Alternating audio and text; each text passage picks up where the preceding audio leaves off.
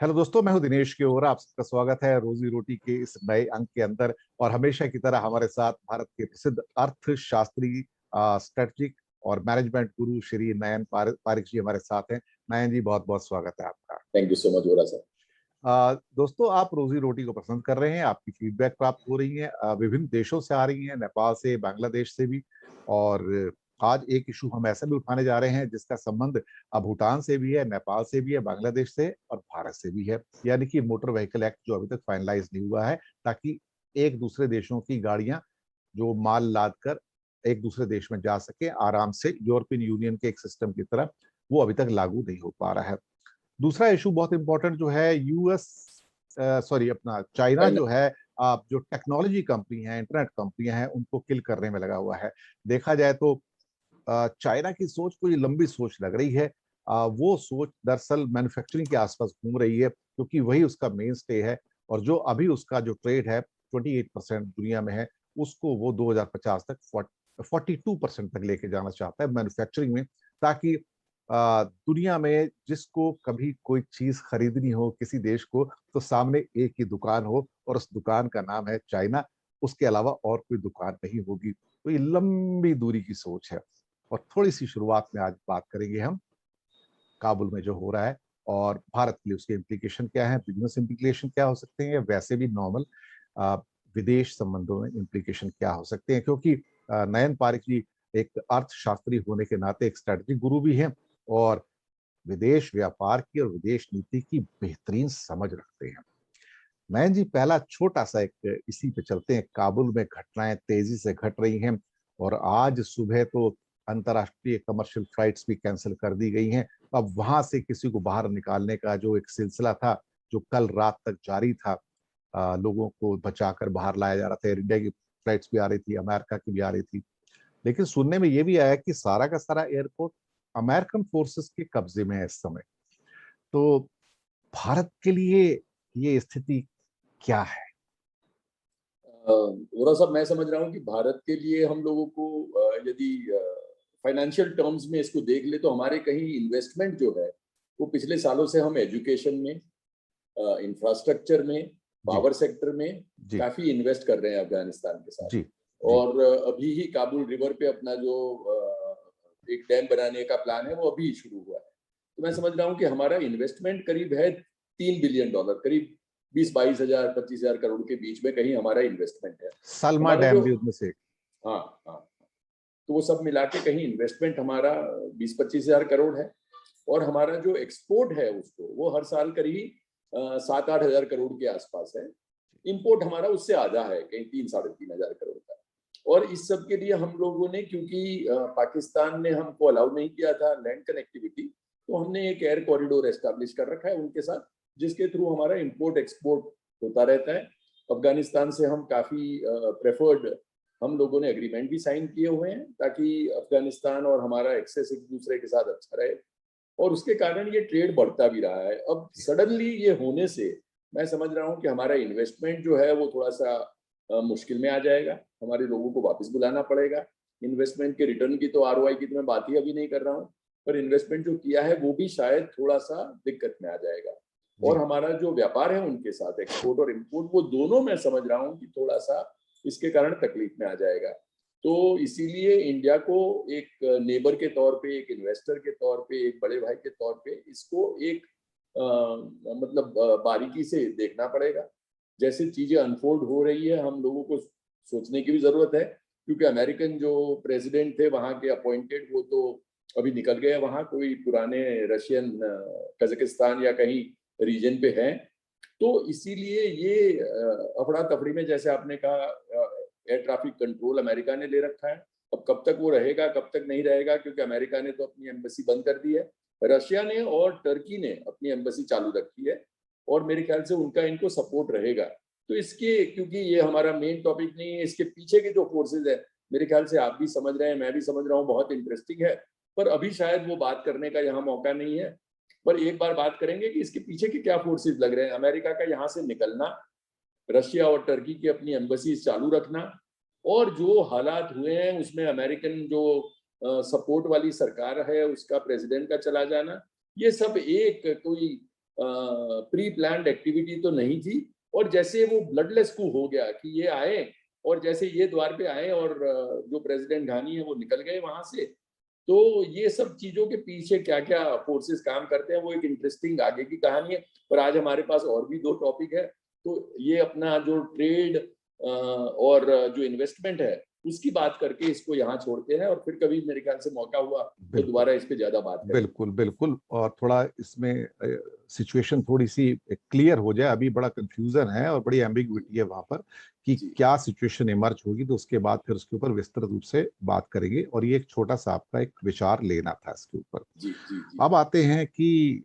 China ने पिछले कुछ सप्ताहों में ऐसा कुछ किया जिसकी कोई कल्पना नहीं कर सकता था। चाइना की बड़ी बड़ी टेक्नोलॉजी कंपनीज हैं या ई कॉमर्स कंपनी है, अलीबाबा है, टेंसेंट है, बाइडू है, और भी कई हैं। और दीदी है। अचानक, हाँ जी जी, हम्म। और ये इन कंपनियों को एकदम से ऐसा लगता है कि चाइना ने उनका गला काट दिया है। ऐसा लगता है कि उसने कहा कि ये जितने भी या तो एंटरटेनमेंट या एजुकेशन टेक्नोलॉजी के जितने भी इस किस्म के स्टार्टअप्स हैं या कोई ई कॉमर्स के स्टार्टअप्स हैं, उनको शायद ये डर लगना शुरू हो गया था कि ये शायद सरकारों को भी अब कंट्रोल करने शुरू हो गए हैं दुनिया में, और ये खतरा बनते जा रहे हैं। बहुत बड़े ये जो बड़ी बड़ी मेगा टेक्नोलॉजी की जो कंपनियां हैं, और इनके खिलाफ तो कई जगह एंटी ट्रस्ट मूव्स भी चल रहे हैं, अमेरिका वगैरह में भी हैं, भारत में भी कुछ और यूरोप में भी हैं। ऑस्ट्रेलिया ने भी फेसबुक से लंबी लड़ाई की है इस मामले में, गूगल से भी की है। तो कहीं ना कहीं चाइना का इतना जो एक इसके ऊपर क्या कहते हैं ना कि ऑनस्लॉट है, एक बड़ा तगड़ा हमला है, और कट टू द साइज वाली बात आ गई है कि इनको शायद अपनी औकात दिखा देनी चाहिए कि वो क्या है। सर, इसके पीछे की कहानी क्या है? दर्शकों को ये बताइए जरा, आप समझते हैं इस चीज को बड़ी बेहतर ढंग से। बिल्कुल बिल्कुल, जो आपने 2-3 कंपनीज का नाम अलीबाबा का दिया, उसके साथ एक दीदी का नाम मैं जोड़ना जी चाहूंगा, जो कि जी वहाँ की और उसकी पकड़ समझिए आपकी। 80% जो चाइना में ट्रांसपोर्टेशन है वो हेल कैब वाला, वो दीदी के हाथ में है। जी उसके साथ आपने जैसे बहुत अच्छी तरह से उसको अपने अपनी बात में ले लिया कि जो डेटा का यूज है वो उन लोगों को लग रहा है कि सरकार से भी ज्यादा डेटा इन कंपनीज के पास आ जी जाएगा। जी जी और वो लोग मतलब ऑलमोस्ट दे नो कि कौन से सरकारी अफसर कहाँ से कहाँ गए, कितनी देर तक रात को बैठे। ऑलमोस्ट उनको पता है कि वो वहां से फिर यहाँ गए तो इस केस पे काम कर रहे होंगे। तो सरकार को भी आज कोई इंफॉर्मेशन लेनी हो अपने जो चाइना के लोग के मूवमेंट के बारे में, तो उनको दीदी पे डिपेंड करना पड़ता, ऐसी बात हो गई थी। और वही जी बात अप्लाई होती है अलीबाबा को, बाकी की जो कंपनीज है उनको, जिसका आपने जिक्र किया। मैं दीदी का इसलिए करना चाहता हूँ कि दीदी का अभी आईपीओ हुआ, उसके पहले चाइनीज रेगुलेटर ने थोड़ा सा उनको कहीं एक सजेशन दिया कि आप ये न करें। पर दीदी लाइक एनी टेक जायंट सेठ की भी हमारी तो इस पे बात हो गई और हम उस पर आगे बढ़ेंगे। तो जैसे उन्होंने किया, और उनका लिस्टिंग उस दिन हुआ जब कि वो डे पे चाइना की रिपब्लिक पार्टी का, कम्युनिस्ट पार्टी का 100 साल का जश्न शुरू होने वाला था। तो ये सब चीजें जो है वो चाइनीज अथॉरिटीज है उनको बिल्कुल ही पसंद नहीं आई। और जी उनको लग रहा था, जैसे आपने कहा, कि ये टेक कंपनीज सरकार को भी कोई ज्यादा घास नहीं डालेगी और सरकार को भी इनके सामने कहीं ना कहीं अपने आप को बेबस और लाचार ना होना पड़े। तो इसके कारण उन्होंने वो क्रैक किया जिससे कि दीदी का जो आईपीओ हुआ था उससे आज 50% वैल्यू आ गई। जी और बाकी की पिछले 5-6 महीने में आप देखें तो चाइनीज कंपनी की, जो टेक कंपनीज की जो इरोजन हुआ, जो उनके वैल्यू में जो कमी हुई, जो वैल्यू को काटा गया, वो कहीं $800 बिलियन के आसपास जी गिना जाता है। तो कहीं 55-60 हजार करोड़ रुपए की वैल्यू टेक्नोलॉजी कंपनी की ड्रॉप हो गई, क्योंकि चाइनीज सरकार ने उनके ऐप को बैन कर दिया, उनके बाकी के बिजनेस एक्टिविटी को बैन कर दिया। एंटी ट्रस्ट पे आपने जैसे कहा उन पे काम हो ही रहा था। तो ये सब मिला के चाइना को यहाँ लगा कि ये कंपनीज कल को हमको कंट्रोल करने लगेगी और हम उनके सामने बेबस हो जाएंगे, जो कि उनको कहीं गवारा नहीं है। तो उन्होंने सोचा कि ये जो हमारी इंफॉर्मेशन है वो कहीं अमेरिकन रेगुलेटर के पास भी तो नहीं जाती। तो उनको ये लगा कि जो जो ट्रैफिक के डेटा है, जो जो मूवमेंट के डेटा है, जो जो हमारी इंफॉर्मेशन है, सरकारी अफसरों के बारे में इंफॉर्मेशन है, पॉलिटिकल पार्टी के बारे में है, वो सब कल को अमेरिकन रेगुलेटर के पास भी न चली जाए। और उस सब डर के कारण उन्होंने कहा, और आपने जैसे एक दूसरी बात बताई कि चाइना अपने आप को मैन्युफैक्चरिंग सेक्टर में एक बाहुबली बनाना चाहता है। वैसे तो वो बाहुबली देश है ही, एक बहुत बड़े एक्सटेंट से चाइना बाकी के देशों से आगे है, और कोई भी चीज आज भी आपको लेनी हो तो आप चाइना को इग्नोर नहीं कर सकते। लो क्वालिटी से लेके हाई क्वालिटी तक उनका एक दबदबा है, और वो बनाना चाहते हैं, वो इसमें और भी आगे प्रोग्रेस करना चाहते हैं। और टेक कंपनीज के जो बर्निंग है, टेक कंपनीज का जो एक वैल्यूएशन है, वो सब भी एक कहीं ना कहीं क्वेश्चन मार्क क्रिएट करता है कि भाई लॉन्ग टर्म में यदि कोई कंपनीज नहीं कमा रही है तो उसके वैल्यूएशन का क्या मतलब है। और एक्चुअल जो वैल्यूज है मैन्युफैक्चरिंग कंपनीज में, मैन्युफैक्चरिंग कॉन्ग्लोमरेट्स में, उसमें मेरे ख्याल से चाइना अपना दबदबा चाहता है। तो जैसे आपने कहा, कोई भी चीज आपको अगले 10 साल में यदि कहीं से भी लेनी हो तो चाइना का बाजार में नाम होगा। और ये सब चीज को साथ में रखते हुए मेरे ख्याल से उन्होंने टेक कंपनीज को कहीं ना कहीं जाके कट टू साइज करने की अपनी जो एक्सरसाइज है वो 5 महीने में बहुत ही तेज कर दी है। और दैट इंडिकेट्स कि उनको कहीं ना कहीं मैन्युफैक्चरिंग सेक्टर में, आईटी सेक्टर से ज्यादा अपना फोकस लगाने की स्ट्रेटेजी उन्होंने अख्तियार करी है। बिल्कुल सही कहा आपने। और चाइना को ये लगता है कि अगर पूरी दुनिया के ऊपर राज करना हो तो वो टेक्नोलॉजी के बजाय मैन्युफैक्चरिंग जो गुड्स हैं उसके थ्रू ज्यादा अच्छा राज कर सकता है, क्योंकि वो चीजें हमेशा ऑल द टाइम बिकती हैं। तो कभी कैसा भी माहौल हो लेकिन वस्तुएं बिकती रहती हैं। हो सकता है सेवाएं उतनी ना बिके लेकिन वस्तुएं बिकती रहती हैं, रोजाना की जरूरत में आती हैं। लेकिन कभी कभी ये भी हैरानी होती है नयन जी की, नई कंपनी आएगी, 4 लड़के अपने साथ मिलके 5-7 लाख लगाएंगे और 10 दिन बाद घोषित कर देंगे मेरी वैल्यूएशन $1 बिलियन हो गई, 8 करोड़ हो गई।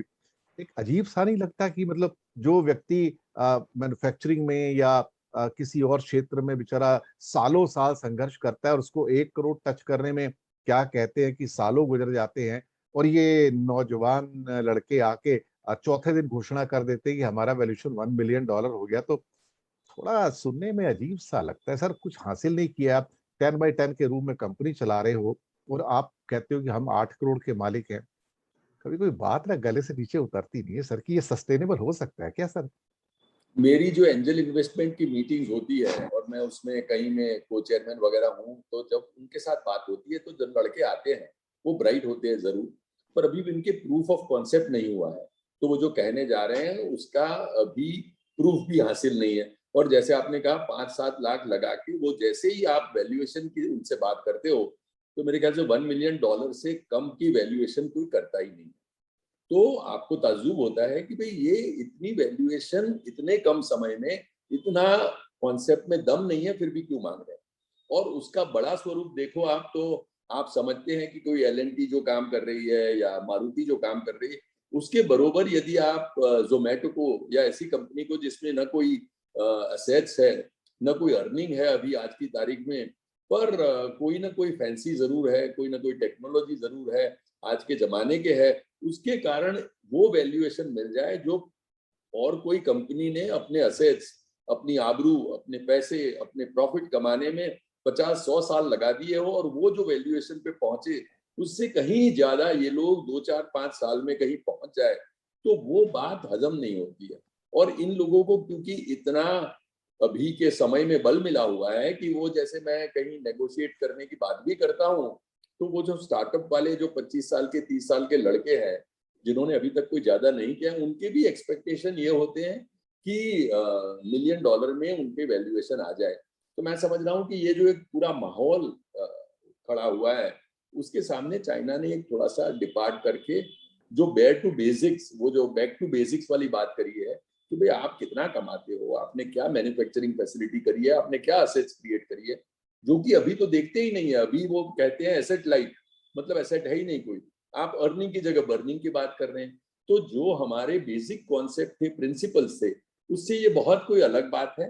और मैं समझ रहा हूँ कि उसको समझने में, उसको कहीं ना कहीं हम लोगों को लगता है कि जैसे ये .com का बबल था और कहीं उसका एक अंजाम हुआ, वैसे ही ये चीजों का अंजाम शायद 10-20 साल में क्या आएगा, ये थोड़ा लंबा चल सकता है, मे बी 1 और 2 डेकेड्स, पर उसके बाद ये चीज क्या सस्टेन कर पाएगी या नहीं, वो हमको हमेशा ही ट्रेडिशनल विजडम से इसको देके तो चक्कर आ जाते हैं कि ये कैसे होगा।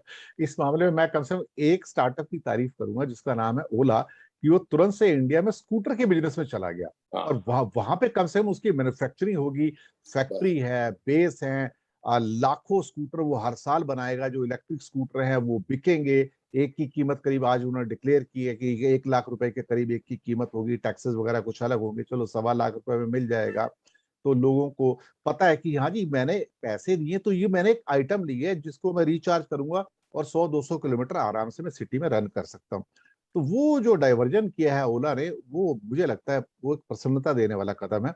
और वो कम से कम शायद वो उस बात को समझ गया है कि वो मॉडल लंबे टाइम तक नहीं चलेगा, लेकिन फैक्ट्री लंबे टाइम तक जरूर चलेगी, ये बस जरूर। बस बस बस, बिल्कुल चलिए, बिल्कुल। दूसरे मुद्दे पे आते हैं नयन जी। जी। अ, भारत, बांग्लादेश, नेपाल, भूटान, ये 4 देश आपस में करीब 15 साल से एक मोटर व्हीकल, एक एग्रीमेंट जो है आपस में, जिसके द्वारा एक दूसरे के जो माल वाहक ट्रक वगैरह लॉरीज होती हैं, वो सामान लेके दूसरे देश में जा सके भारत में से होके। भारत हम्म। उनको क्या कहते हैं, ट्रांजिट रोड जिसे क्या कह सकते, देने का है। 15 साल से बातचीत हो रही है और ये फाइनलाइज नहीं हो रही। इसकी वजह से नेपाल में निराशा है, भूटान में निराशा है, और क्या कहा जाए तो बांग्लादेश में भी निराशा है। ये मुझे नहीं समझ में आता है कि हम उसको एक यूरोपियन यूनियन का एग्जाम्पल लेकर चलते हैं कि उसकी तरह आपस में संबंध मजबूत होंगे, और एक छोटा सा लैंड का टुकड़ा आता है जो बीच में इनको नेपाल और भूटान लेके जाता है। वो टुकड़ा भी 100-200 किलोमीटर से ऊपर का नहीं होगा देखा जाए तो। अब समझ में नहीं आता है कि ये चीजें फाइनलाइज क्यों नहीं हो रही हैं। क्यों बांग्लादेश का एक ट्रक नेपाल नहीं जा सकता, क्यों नेपाल का ट्रक बांग्लादेश नहीं जा सकता। यूरोपियन यूनियन के अंदर सारे लॉरी एक दूसरे आते जाते रहते, कोई दिक्कत नहीं है उनको, इनका सिस्टम बना हुआ है। भूटान से क्यों एक ट्रक इंडिया में आराम से नहीं आ सकता है, भूटान से क्यों एक ट्रक नेपाल क्यों नहीं जा सकता है। अगर मैं इनका जीडीपी देखूं तो इंडिया तो पता ही है करीब, चलो $3.25 ट्रिलियन के आसपास है। बांग्लादेश $350 बिलियन है, और इंडिया का एक्सपोर्ट 10-12 बिलियन डॉलर का, और बांग्लादेश से हमारा इंपोर्ट $1 बिलियन है टोटल। नेपाल की इकोनॉमी $35 बिलियन की लास्ट ईयर के हिसाब से, बहुत टाइनी है देखा जाए तो, और इंडिया का 100वां हिस्सा कह सकते हो उसको। और भूटान तो बिल्कुल एक किड है, बच्चा है, जिसका विदेश व्यापार सब कुछ हमारे पास है, डिफेंस हमारे पास है। $2.5 बिलियन। सर वो ऐसा क्या बेच देंगे इंडिया में आके फ्री में जिससे इंडिया की इकोनॉमी बेकार हो जाएगी। हम तो एक बिग हार्टेड प्लेयर की तरह आने चाहिए और उनको रास्ता देना चाहिए। हम ये क्या कर रहे हैं?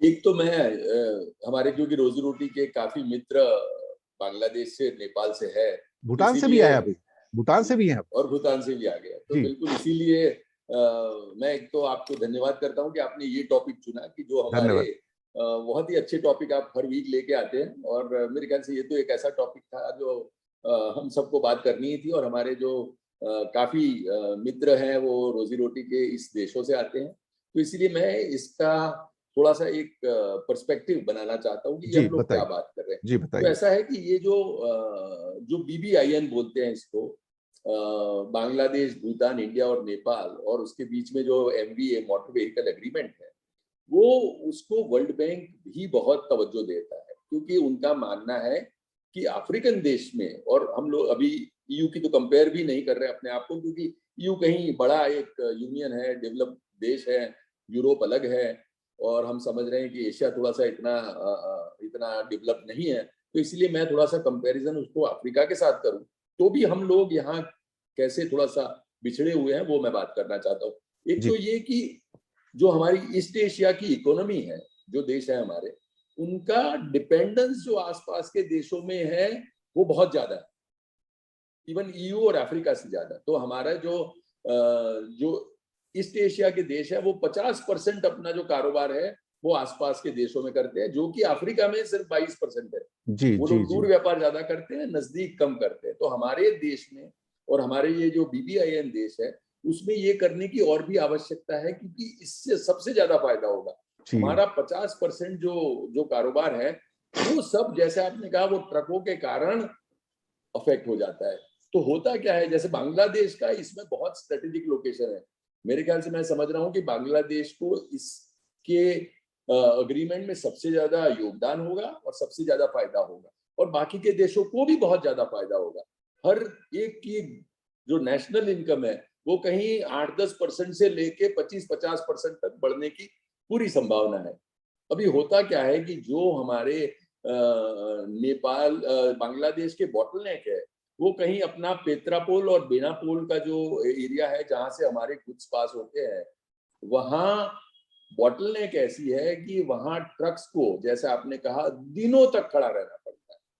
जबकि अफ्रीका में, ईस्ट अफ्रीका में देश की बॉर्डर क्रॉस करते हुए 6 घंटे से ज्यादा नहीं लगते हैं। हमारे यहाँ 6-6 दिन हम लगाते हैं, ट्रक्स खड़ी रहती है। आपने जैसे बहुत अच्छी बात कही बोरा साहब कि ट्रक्स क्यों, हमारी इंडियन ट्रक वहां अलाउ नहीं होती है और वो क्यों बांग्लादेश की ट्रक हम अलाउ नहीं करते, ट्रांसशिपमेंट वगैरह ये वो झंझट हम क्यों करते, या इसको इतना रोकते हैं, फिर रोड परमिट की झंझट में पड़ते हैं।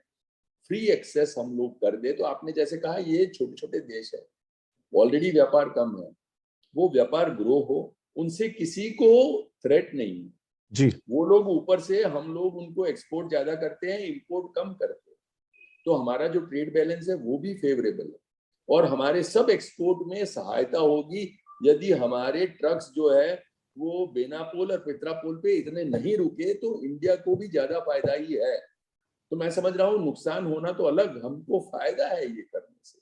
हमारा जो वो 27 किलोमीटर सिलीगुड़ी कॉरिडोर है जिसको वो चिकन नेक बोलते हैं, वहां तो मैं समझ रहा हूँ कि अगरतला से यदि कोलकाता हमारे गुड्स को आना हो तो 1600 किलोमीटर लगते हैं, जबकि बांग्लादेश और वो आप यूज कर ले तो 450 किलोमीटर में पहुंच जाते हैं। तो मैं समझ रहा हूँ 1/3 आपका डिस्टेंस कम हो जाता है।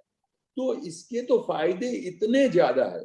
2015 में हमने इसका MVA एग्रीमेंट भी साइन किया हुआ है, पर उसमें जो आपत्तियां आ गई है पिछले 6 साल में, तो प्रोग्रेस कुछ नहीं हुआ है और हमारा जो अंडरस्टैंडिंग है वो सिर्फ एक पेपर बन के रह गया है। और हमारा जो बिजनेस है, व्यापार है, वो आज की तारीख में हर रोज सफर करता है, क्योंकि हमारे जो एक्सपोर्टर है वो वहां सामान पहुंचाने में इतनी ज्यादा दिक्कतें महसूस करते हैं क्योंकि हम फ्री एग्रीमेंट नहीं कर पा रहे, हम फ्री मूवमेंट नहीं अलाउ कर पा रहे। तो मैं समझ रहा हूँ कि ये करने से जो चारों देश है उसको फायदा होगा। वर्ल्ड बैंक का कहना है कि इसके कारण जो एक एक्सिस बनेगा वो पूरे एशिया में एक बहुत ही पावरफुल एक्सिस बनेगा और इसको करने से पूरे एशिया को और हम लोगों को, चारों देशों को बहुत फायदा होगा। बिल्कुल आपने सही कहा।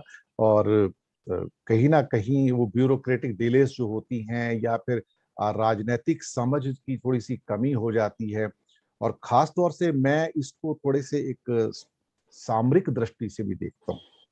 सामरिक दृष्टि से इसलिए कि भारत के जो दो उत्तरी हमारे मित्र हैं, खासतौर से भूटान और नेपाल, अब चाइना का प्रभुत्व ज्यादा बढ़ता जा रहा है और नेपाल तो अभी हालिया दौर में देखा जाए तो पूरा तरह से चाइना के एक तरह से प्रभाव में था। तो वहां के लिए तो दिल खोलकर एकदम से ये कहना चाहिए कि भाई तुम आओ जाओ, अगर बॉर्डर से व्यक्ति आ जा आराम से सकते तो भाई ट्रकों को भी आने दो, उनके सामान को भी आने दो। इतने छोटे देश इतने बड़े देश को इकोनॉमिकली डैमेज नहीं कर सकते हैं। और वैसे भी अगर आपने उनके साथ सार्क समझौता किया हुआ है और सामान के ऊपर 0% ड्यूटी की कई जगह छूट भी दी हुई है, तो फिर डर किस बात का है। आप इसको एक नॉर्मल वे में लीजिए। और नेपाल को और भूटान को, भूटान भी नाराज चल रहा है, नेपाल को पूर्णतः जीतने की कोशिश कीजिए इसी के द्वारा, क्योंकि नेपाल फिर कम से कम एटलीस्ट भारत को एक मित्र के रूप में देखेगा, अदरवाइज वहां भी भारत विरोधी भावनाएं आ रही हैं। तो ये बिजनेस के जो कुछ डिसीजंस होते हैं इस किस्म के छोटे छोटे, यहाँ पे बड़ा दिल दिखा के कुछ करेंगे तो सामरिक रूप से जो हमें सफलताएं मिलेंगी वो बड़ी भी होंगी और बिजनेस की सफलताएं भी बड़ी होंगी। नयन जी सही कहा ना? आपने इनफैक्ट बहुत ही अच्छी बात करी है। एक तो ये कि हमारे देश के लिए और ये देशों के लिए क्योंकि फायदा है, पर आपने कहा एक बहुत स्ट्रेटेजिक और बहुत डिप्लोमेटिक अच्छा मुद्दा लिया है कि यदि ये नहीं करेंगे तो चाइना तो बैठा ही हुआ है। उसकी पकड़ जो है वो एशियन देशों पे और पूरे विश्व में एक स्ट्रेटेजिकली वो लोग बढ़ा रहे हैं।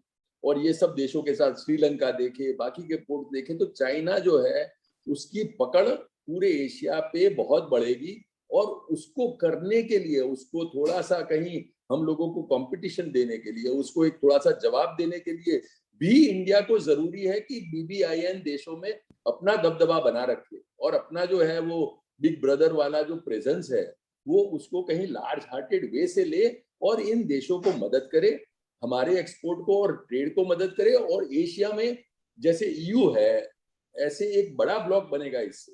ये 4 देशों से हम शुरुआत करेंगे और जैसे जैसे हमारा कॉन्फिडेंस, जैसे जैसे हमारा इंटरडिपेंडेंस बढ़ता जाएगा, मैं समझ रहा हूं कि इसमें हम चारों को फायदा होगा और हम थोड़ा सा चाइना को एक उनकी जो तीव्र गति से वो लोग एशिया में और पूरी दुनिया में अपना पकड़ जमाने की कोशिश कर रहे हैं, उसमें उनको थोड़ा सा हम जवाब दे पाएंगे यदि हम इसको जल्द से जल्द इम्प्लीमेंट करें। एक पेपर बना हुआ है, उसमें जो जो प्रोविजंस करने हैं वो सब करें। कोई आपको कहीं दिक्कत है, मेरे ख्याल से दिक्कत है ही नहीं, पर कोई रिजर्वेशन है तो उसको कहीं अंदर इनकॉर्पोरेट कर ले। पर इसको जितना जल्दी करेंगे मेरे ख्याल से हमारा भी थोड़ा सा एक दबदबा शुरू होगा, हमको ऊपर से नुकसान नहीं फायदा होगा, हमारा ट्रेड बढ़ेगा और मेरे ख्याल से ये 4 देशों में इंटरडिपेंडेंस बढ़ेगा तो ये 3 देशों को भी इंडिया को एक बड़े ब्रदर के तौर पे मानने का एक शुरुआत होगी। और इससे मैं समझ रहा हूँ सिर्फ फायदा ही होगा, नहीं करने से और डिले करने से ऊपर से नुकसान जाता है। बिल्कुल, बड़ा दिल दिखाना होगा और वही एक रास्ता होता है। और खैर, ये दोस्तों था आज का अंक रोजी रोटी का। आप बताइएगा आपको कैसा लगा।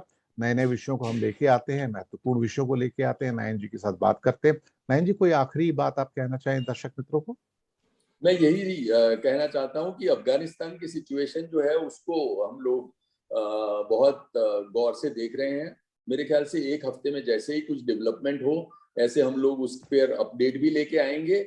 और it is something which is unfolding every day.